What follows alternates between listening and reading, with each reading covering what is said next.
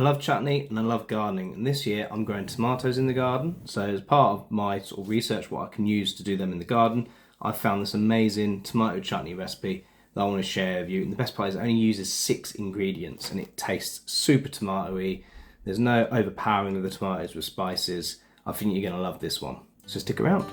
Welcome back to The Handmade Way, a channel about making more and buying less, and developing our self-reliance one skill at a time. Today we're making tomato chutney. This is the kind of chutney that ends up on everything. And the best part, it's incredibly easy to make at home. I'll put all the ingredients on screen now, and with that said, let's get started. So you don't need a lot of equipment with this recipe, just a chopping board, a set of scales and a decent sized pan. I'm using Money Maker tomatoes and I start by weighing these out and chopping them into quarters. If you was using cherry tomatoes, you could probably just get away with blitzing them if you want a smooth texture, or just throwing them in whole and letting them break down naturally. Now, tomatoes can hold a lot of water, so I personally, once I finish cubing them, chuck them in the pan so that they can lose some of their moisture. And I just leave them simmering in the background while I prep the onions. Next, I weigh out my tomatoes. You don't have to be super accurate with this. You could just grab 3 or 4 large onions. I always use red onions in my chutney because I feel as though they give a better taste. You could use any other onion if you really wanted to, but I personally think red is best. And then you don't have to do any fancy cutting style with these. You just want to cut them into slices. The thinner the better because they'll cook better and they'll go softer. But if you prefer it chunkier, you can cut them chunkier.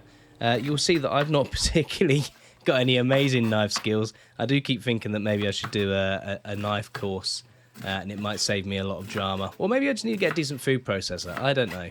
I think the food processor idea would be the lazy way out. I think I should probably just actually learn how to use a knife properly. You can sometimes get a hard core in the centre of the onion. If you do, just remove it, get rid of it, chop the rest of the onion up. I tend to leave them in because I'm not too fussed about them, but some people really don't like that texture in their chutney. So if we come back over to the tomatoes then, you can see that there is a lot of steam coming off of them, and that is just all of the moisture that is in the tomato. So that's why personally I think this is a really important step not to skip. It just saves you a lot of time towards the end. Throw the onions in with the tomatoes, and then I'm going to get to work in prepping the garlic and measuring out the other ingredients.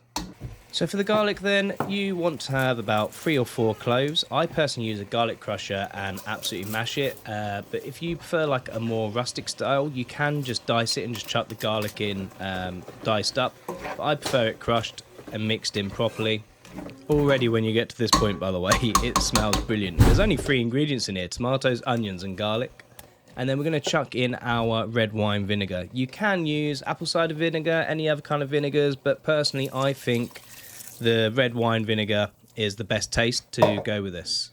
And then we're also going to chuck in some salt. You can use any salt, but I think that plain flavoured salt is best. Just general white table salt, not anything like pink salt and stuff like that. Now after that, we're going to give it a good mix, and then we're going to add our last ingredient, 300 grams of granulated white sugar. Again, you can use different sugars. I just think that the white granulated sugar tastes best with this particular mix. If you use things like light brown sugars and things like that, it can distract from the tomato taste. I definitely wouldn't use anything like muscovado, which I use for some of my other chutneys. And it would just be, like the molasses in it would just be too much for this recipe. The whole beauty of this recipe is that the tomato flavour comes through, and that would just absolutely kill it. Once you give it a good stir and you're happy the sugar's dissolved, what we're going to do is we're going to turn the heat up and we're going to get this to boiling. Once you're happy it's hit boiling, give it a bit of a stir to make sure it doesn't catch on the bottom. Leave it boiling for about 1 to 2 minutes, and then all we're going to do is turn the heat back down now, and we're going to let it simmer. And we're going to let it simmer until it goes thick and shiny. I'll show you in the video exactly the point that it gets to when you know that it's done. You should start noticing as it's cooking that everything's going soft and it's all starting to fall apart on its own. However, if the particular type of tomatoes you're using is a little bit chunkier and they're not reducing down, you can just use a trusty potato masher just to help give them a bit of a squeeze down, or, you know, just the back of the spatula. And yeah, you can see that the texture of the chutney has come along a lot. It's changed a lot and it's really reduced down. It's really starting to look good. So as it's progressing, you'll notice that as you stir it, that it takes longer for the liquid to flow back into the gap that you made. That's how you know that it's nearly ready. At this point, you're going to have to stir it a little bit more regularly to make sure it doesn't catch. But this is when I then put my jars on in boiling water to get them ready for filling. I personally sterilize my jars using boiling water. You can see the big pan on the left there. That's just boiling water with my jars inside them. There's different methods for sterilizing jars. I just think boiling water is more hygienic, and that's why I have this preserve set, so that I can get the jars out of the boiling water. I'll put a link in the description to a set like that if you're interested, because obviously if you're going to use boiling water, you do need some tongs or something to get the jars out of the water.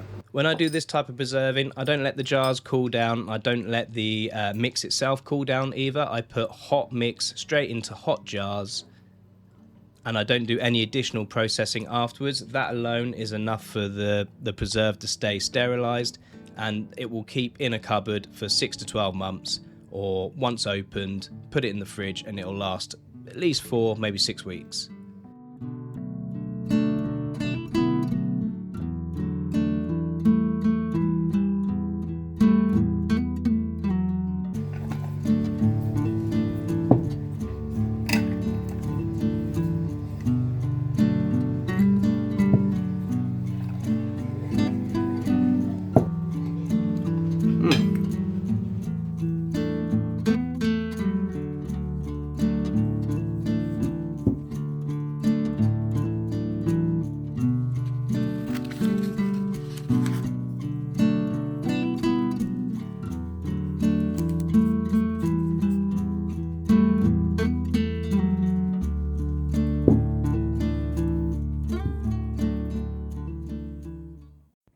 So you may be wondering why I'm only decorating 1 jar when you saw me make 6, and that is because I let the kids do a little bit of taste testing, and I think they liked it because, yeah, this is my last jar left. So fortunately they left me 1 to make a thumbnail with and do the last of the video with.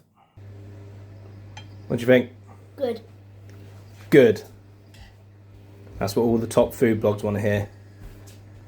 What do you think? That's good. That's really good. That's really good. That's also what all the top blogs want to hear. What about you? Good. Thanks so much for watching. If you have enjoyed this, do make sure you like, subscribe, all that good stuff. Leave a comment down below.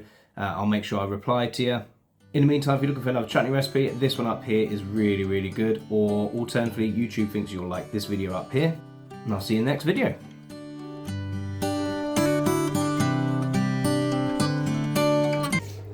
Oops. Oh, it's coming out the side. Whoopa. Try and catch it.